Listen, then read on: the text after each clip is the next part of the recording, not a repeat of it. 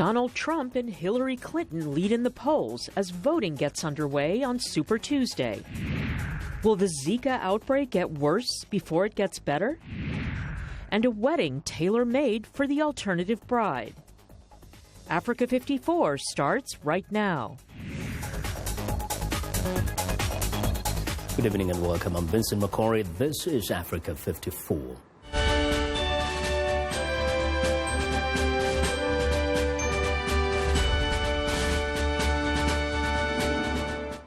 What is the biggest day so far of the U.S. campaign season? Presidential contenders from both major political parties are making a furious last-minute push for votes in a dozen states on this Super Tuesday of primaries and caucuses.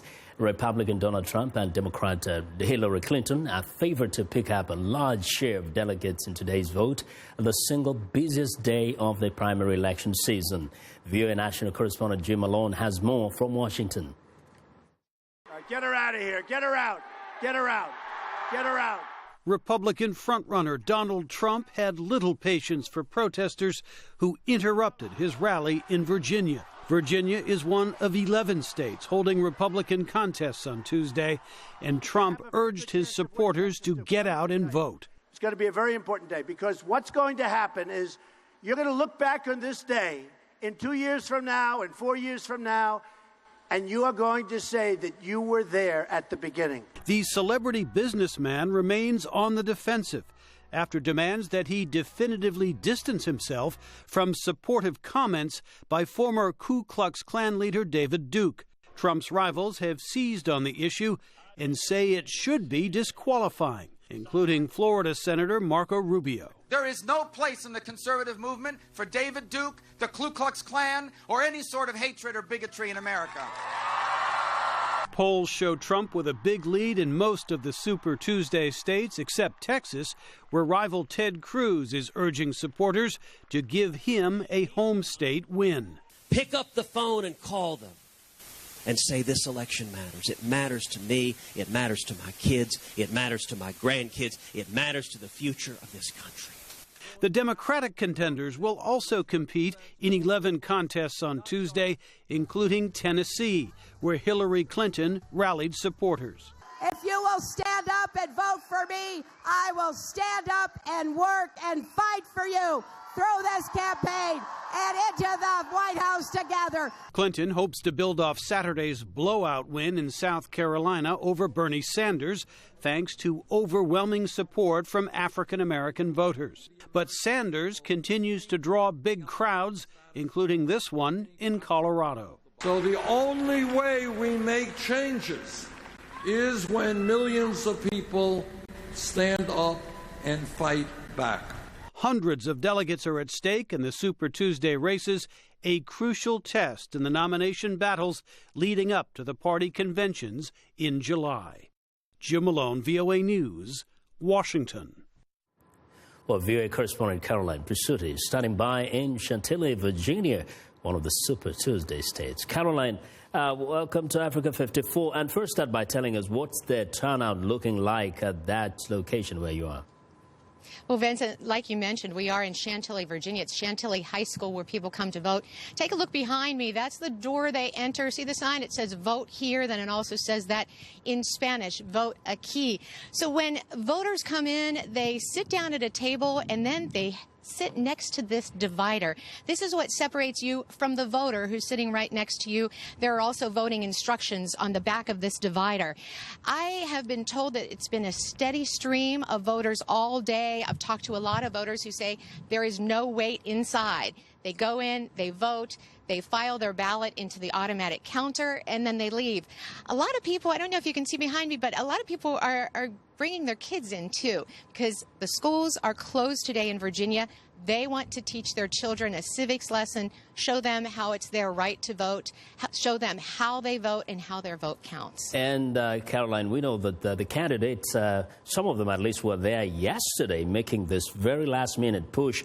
What are some of the issues that are important to the people of Virginia that might determine who they vote for? Absolutely. In Virginia, specifically, it tends to be a more educated, wealthier state, if you will, than the other states who are voting. A lot of southern states are voting during this Super Tuesday primary, and they say a lot of the southern states will have a large African-American population, and those states should go towards Hillary Clinton. Here in Virginia, it's expected to turn the tide for Hillary Clinton and also Donald Trump. I spoke to a Trump supporter just minutes ago. She said, "I'm Trump all the way. I'm going to go in there and vote for him." However, earlier today, I spoke to two men who walked out after voting, and they said they're not excited about the candidates at all, but they are exercising their right to vote. Somebody in Africa just asked me the question, what's all this about primaries? What is the significance? What does it mean for somebody to win today? There are a lot of delegates at stake today. 1/4 of all delegates will be up in the air today. And it's not like most of the primaries that we have in this country where it's winner take all. If you win the state, you get all the delegates. Not so today. You can have a proportionate amount of delegates for each candidate, which means some candidates may say, "I'm still alive because I'm still getting delegates." But there are a lot of delegates here in Virginia, 49 GOP delegates and 95 Democratic delegates. So there is a lot at stake. After tomorrow morning, when we definitely find out all the results, you could have some of those candidates dropping out. But at the end of, still, there could be a possibility of somebody making a comeback, say if they lose here, and hopefully there's some, they have enough air, enough wind in the next states, right? You're absolutely right. I'll tell you a couple of the states to watch. One is Texas. Senator Ted Cruz is expected to take Texas, and of course, that's his home state, and there are a lot of delegates at stake there. Another state to watch out for is Massachusetts. Another state is Vermont. That's Senator Bernie Sanders' home stomping ground. So he's expected to take that state. So you will see delegates going to various candidates, and it's a fascinating mathematical problem, if you will, for people, because they have to figure out, can we get enough delegates to win the nomination, the party nomination for the conventions? And that's what's at issue here. If someone comes out tomorrow and they have enough delegates to win, then you will see a lot of candidates drop out. And for so many of the candidates, turnout is key, right? In a few seconds. I didn't quite hear you, Vincent. Turnout is a big thing. Turnout, right? The turnout is a key for some of the candidates. Yes, absolutely. Yes. You know, Caroline, thank you very much for your excellent reporting from there. I wanted to mention one more thing, Vincent, if I could. As you leave, you get this sticker. And so at work today, a lot of Americans will see this sticker on various lapels and on coats. Basically says, right, "I voted." Great. Thank you very much. That's viewers Caroline Prisuta reporting live in Chantilly, Virginia.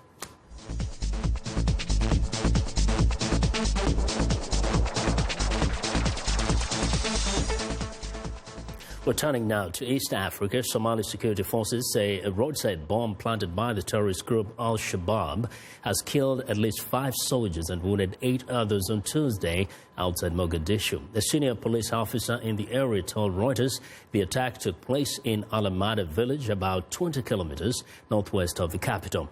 An Al-Shabaab spokesman says the assault targeted a commando convoy, but he says the explosion killed 6 commandos instead of the 5 reported by the security forces. Al-Shabaab frequently targets Somali and African Union security forces in its bid to overthrow the Western-backed Somali government and impose its own version of Sharia law in the country. Going south now, the former heir apparent to Zimbabwe's long-ruling President Robert Mugabe is launching a new political party to challenge Mugabe's nearly 4-decade hold on power. Joyce Mujuru announced the formation of the Zimbabwe People First Party Tuesday in the capital, Harare. Today is a historic day. This is a day of great significance in our country's political history. We are living under an unjust system. The stage of corruption will need to be totally uprooted. Well, Mugabe, who recently turned 92, has ruled Zimbabwe since the country gained independence in 1980. Speculation has grown over when Mugabe, who has announced his intention to run for another term in office in 2018, might retire. The 60-year-old Makori served as vice president from 2004 to 2014 when she was removed after accusations by Mugabe's wife that she was lining up factions within the ZANU-PF against Mugabe. Now to the central part of the continent, the African Union says it will send 200 military advisors and human rights observers to Burundi 10 months into the country's violent political crisis over President Pierre Nkurunziza's third term. 5 African heads of state were in Burundi last week to push for an end to the crisis. In December, the African Union proposed sending 5,000 troops to Burundi, but the bloc backed off when the government rejected the initiative. Human rights agencies say at least 400 people have been killed during the crisis. Another 200,000 have fled the country.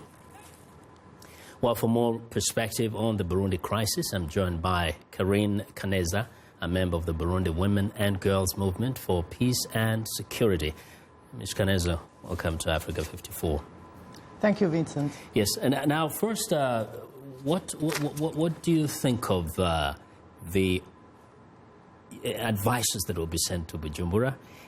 Do you see that as perhaps hope now for peace, that we're going to have some people talking to the authorities there, to both sides? I think it's a well thought out exercise of bringing scrutiny into the crisis, but it's not enough. Mm-hmm. It's not enough, and the reason why it's not enough is that prior to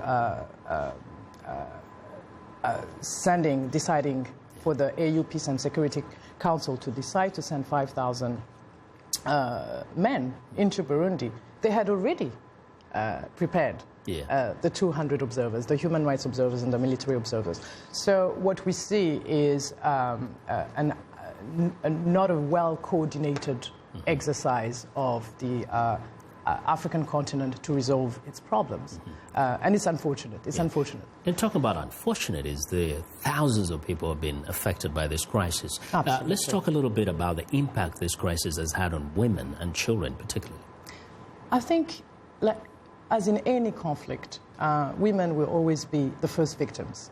We have 2 types of really scenarios here. You have the woman who stays in Burundi in silence, scared, terrorized, and you have the one who manages to flee the country. Some of them are intact, others are raped. As of January 2016, this year, there was a report in terms of the number of women who've been raped in the refugee camp in Tanzania, where you had 651 cases, and out of which 48% needed medical care. And you have, I think, what we need to remember is that Burundi has gone through cycles of violence where ethnicity has been used as a tool for mobilization, as a tool for repression, and in this case, rape is used as an instrument of terror and repression. So women are suffering a great deal. Yeah. One of the things you get to hear from Burundi is accusations, counter-accusations. The government side says these are the enemies of peace who are behind the attacks, behind this constant violence. And the other side says the government is actually using government apparatus to oppress people. What is the truth?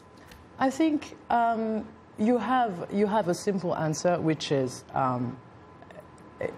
with the fact that we don't have any media, independent broadcasting, it's obviously very difficult to know where the truth is. The second thing is, we've been asking the international community, the civil society, we have been screaming for an investigation mechanism to go and look into the gross human rights violations. The government is the one refusing. So those who are against the government, so-called against the government, are the ones who are actually asking for more scrutiny and clarity. There's one thing I would like to just add. I think we need to be very logical in our analysis. Let's look at who gets killed. These are young people who come from the very same areas where people left and contested the illegal third term of President Nkurunziza. So if you were to follow the narrative of the government, that would mean basically the protesters are being killed by their own brothers in the struggle. So they will be consuming and killing.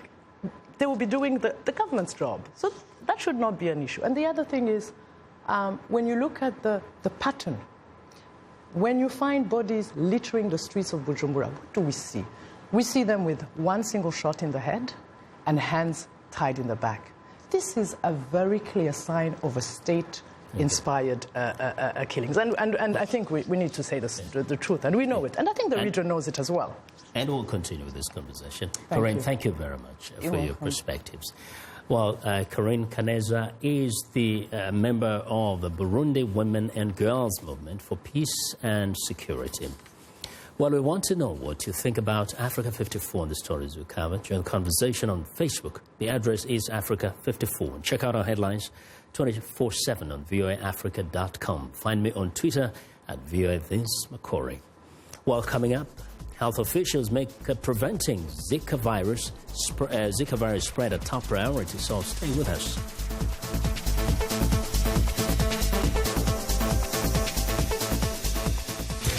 This is Greenbeat for a healthier planet. You've heard of hybrid vehicles. Now comes hybrid planes. The UK-based budget airline Easyjet says it will begin trials of a passenger plane that uses a hydrogen fuel cell to taxi on the runway. Ian Davies is head of engineering with Easyjet. We pulled together a kind of basic idea around, could we use a hydrogen fuel cell to power our aircraft now while they're on the ground? Easyjet says it could save around 50,000 tons of carbon-producing fuel each year simply by using the hydrogen fuel cell prior to takeoff. Davies says the technology is already being used in vehicles like Toyota's Mirai. We think we'll need around 150 kilowatt generator, which exists today in buses. And I thought, well, if we can power a car and a bus, surely we can power enough of the aircraft during the turnaround. The hydrogen fuel cell will power motors in the plane's wheels, and the only waste product is water. I'm Rebecca Ward for VOA's Greenbeat.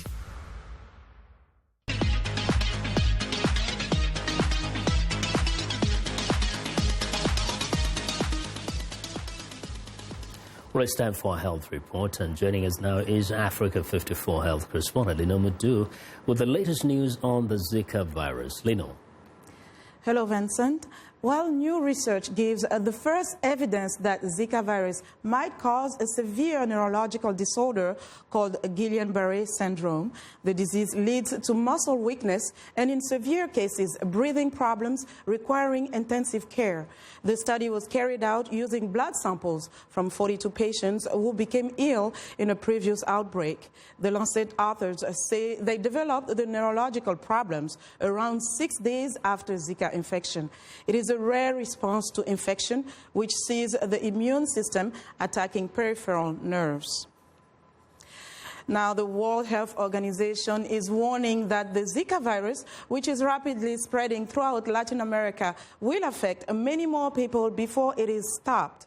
VOA's Carol Pearson reports that doctors and scientists have made preventing the virus's spread a top priority. In Brazil, the fear and alarm about the Zika virus is intense because of its links to birth defects. After a fact-finding mission there, the head of the World Health Organization had this ominous message. Things can get worse before it gets better. Dr. Chan called the Zika virus a much bigger menace than the Ebola epidemic in West Africa, given the magnitude of Zika's spread and its link to microcephaly, a birth defect that leaves babies at risk of a host of long-term developmental issues. U.S. health officials are stressing the need for funding to continue research on the disease, a vaccine against it, and to help U.S. states and territories prepare for the virus's spread. We need to prepare to respond in Puerto Rico. We need the rest of the U.S. to be ready because travelers will be returning from these affected areas, and we need to work with international partners on the ground to learn as much as we can so that we can protect Americans. The CDC is working with health ministries in Colombia and in Brazil to determine if the virus causes a serious type of paralysis and affects the brains of babies. There have now been several instances in which whole virus, has been actually demonstrated in the brains of these babies who've died at autopsy, as well as in placenta and amniotic fluid. So although all of us are reluctant to say there's definitive evidence, it is really quite strong. Dr. Fauci told members of Congress that the U.S. must be able to respond rapidly to new diseases as they occur. U.S. health agencies were heavily involved in the Ebola outbreak in Africa. The head of the CDC told VOA, while the two viruses are different, having good public health systems in every country around the world is essential. The main lesson from Ebola was that every country has to be prepared to find, stop, and prevent health threats. If we're not, that country is at risk, the region is at risk, their neighbors, and the world is at risk. Zika is a new threat, and scientists don't understand exactly what's happening with it. Much needs to be learned, and learned quickly. Carol Pearson, VOA News, Washington. Now, the recently released film Concussion tells the story of Dr. Bennett Omalu, the Nigerian-American doctor who discovered the often fatal effects of head trauma in American football. He then faced a backlash from the National Football League, which governs the sport at the professional level. VOA's Mariama Diallo spoke with Dr. Omalu about his findings and the aftermath. When I was a boy, heaven was here, and America was here. In Concussion, U.S. actor Will Smith plays forensic pathologist Bennett Omalu, who discovered that chronic brain damage was a factor in the deaths of several NFL players. Dr. Omalu told VOA via Skype it started in 2002 when he performed a CT scan on Pittsburgh Steelers Hall of Famer Mike Webster. Mike Webster had retired from professional football, but his life went on this downward trajectory with severe depression, mood disorders, drug abuse, chronic alcoholism, and deterioration in his socioeconomic status. Dr. Omalu says his findings shocked him. Identified accumulations of abnormal proteins in his brain that resembled what we saw in boxers' dementia pugilistica. I found a disease that no one has ever seen. Repetitive head trauma chokes the brain. At the movie's premiere, actor Will Smith said his own view of football has changed. I'm a football dad, and I didn't know it. And I've talked to professional, football players and people who've been in the game for a long time that don't know the information that is in this film. The NFL dismissed Omalu's findings at first. But that was a very vicious, if not violent, pushback. People will call me a black African just to insult me. In recent years, the NFL has begun making rule changes aimed at preventing head injuries. NFL Commissioner Roger Goodell says the league is looking for ways to make the game safer. Last year, former Super Bowl champions Sidney Rice and Steve Weatherford said they would donate their brains after they died for scientific research into repetitive brain trauma. I had my fair share of fun with the NFL, and unfortunately, I wasn't protected the way I needed to be. I think when you look at what Roger Goodell's implemented into the National Football League to make it safer is encouraging for me, because as much as I love the game of football, I'm not going to let my son play full contact football until he's at least 16. Dr. Omalu says he hopes the movie will enlighten people about the risks involved in playing high-impact sports like football, hockey, or boxing. His 8-year-old daughter and 6-year-old son don't play any contact sports, he says, adding, quote, "I need to preserve their brains." They're terrified of you. You're going to war with a corporation that owns a day of the week. This is bigger than they are. They have to listen to us now. In Washington, Mariama Diallo, VOA News. What an eye-opener there. Well, that's our Africa Health Report for today. Vincent? Well, Lino, thanks a lot. And be sure to watch Lino Madu's Health Reports every Tuesday and Thursday right here on Africa 54. Well, it's time now for a short break. Still to come on Africa 54. What is a rock and roll bride? We'll explain in a moment.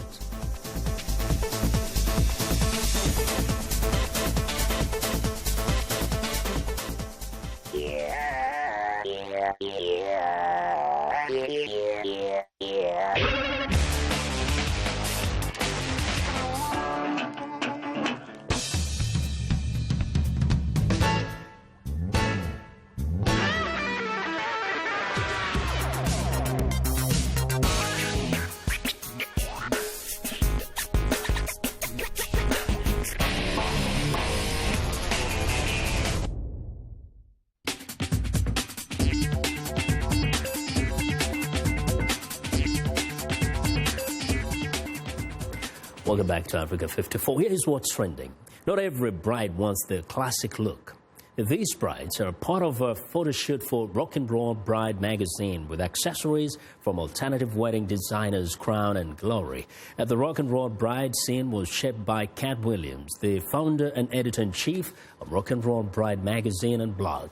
According to Williams, these brides don't want the big horse and carriage, have a massive budget, but they do want a wedding tailored towards an alternative lifestyle. Williams adds that it's too soon to call the rock and roll bride a trend. She says an alternative wedding is more like a way of life.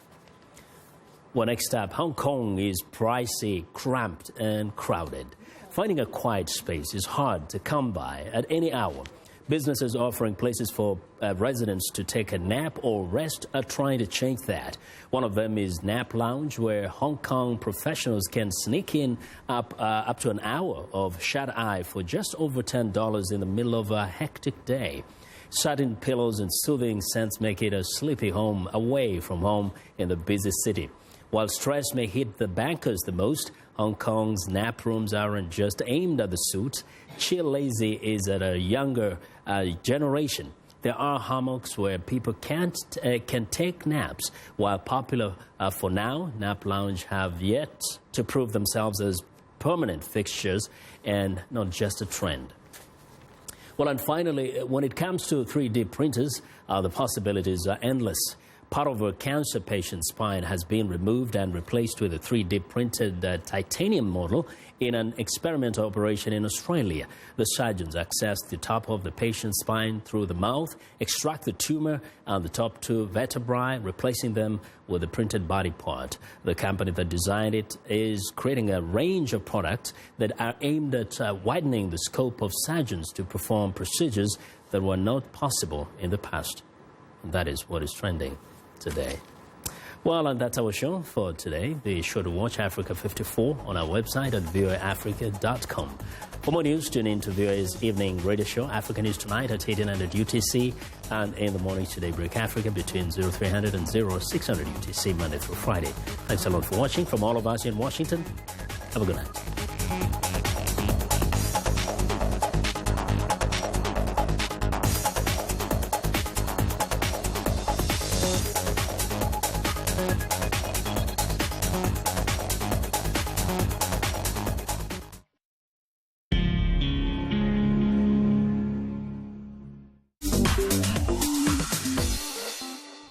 Welcome to English in a Minute. Here's a colorful expression we use often in American English. Out of the blue. How can you get something out of a color? I just got a message out of the blue on Facebook from my ex-boyfriend, Vladimir. Oh boy. When was the last time you heard from him? It's been like 5 years. And he contacted you just out of the blue like that? Weird. The expression out of the blue is used to describe any event that happens unexpectedly. There is no warning or time to prepare. The word blue in the expression refers to the clear blue sky. In our example, Anna was surprised by an out-of-the-blue message from an old boyfriend. And that's English in a Minute.